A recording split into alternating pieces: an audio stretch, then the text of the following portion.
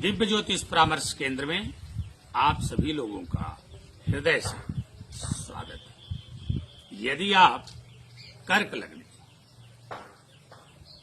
तो आपके लिए अगर सबसे प्रबल राजयोग कारक ग्रह की मैं बात करूं तो वो आपके लिए होते हैं मंगल।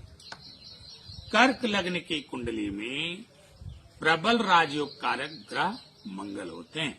यदि आप कर्क लग्न के हैं तो आपके लग्न में मंगल ही एकमात्र ऐसे ग्रह हैं जो अपने आप में अकेले आपके पूरे जीवन को सुखी और संपन्न बनाने की क्षमता रखते हैं। ऐसा इसलिए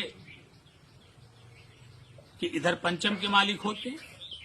कर्क लग्न की कुंडली में पंचम भाव जो त्रिकोण भाव है उसमें इनकी वृश्चिक राशि होती है और कर्म भाव में इनकी मेष राशि होती है। तो केंद्र त्रिकोण के स्वामी हो जाते हैं जो अपने आप में एक अद्भुत राजयोग होता है।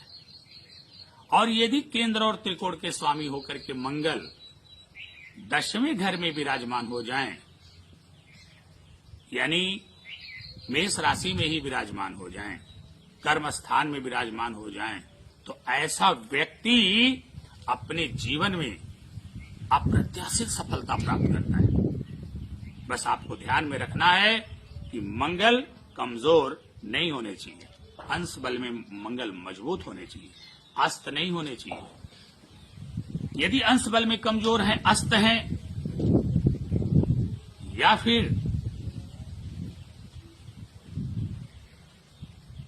किसी ऐसे ग्रह की दृष्टि पड़ रही है जो उनके प्रभाव में कमी ला रहा है, तो आपको हर हाल में आंख मूंद करके मूंगा धारण कर लेना चाहिए।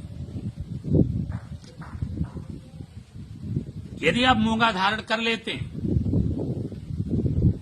तो ये तय मान करके चलिए कि आपका जीवन आशातीत और अप्रत्याशित सफलता हासिल करेगा।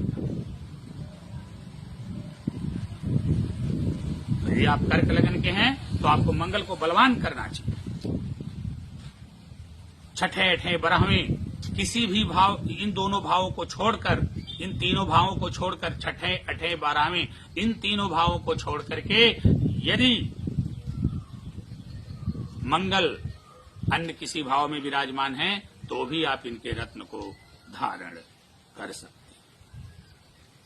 यदि लग्न भी विराजमान है तो इनका रत्न धारण करने से आपको बचना होगा, क्योंकि लग्न में जाएंगे मंगल तो नीच के होंगे।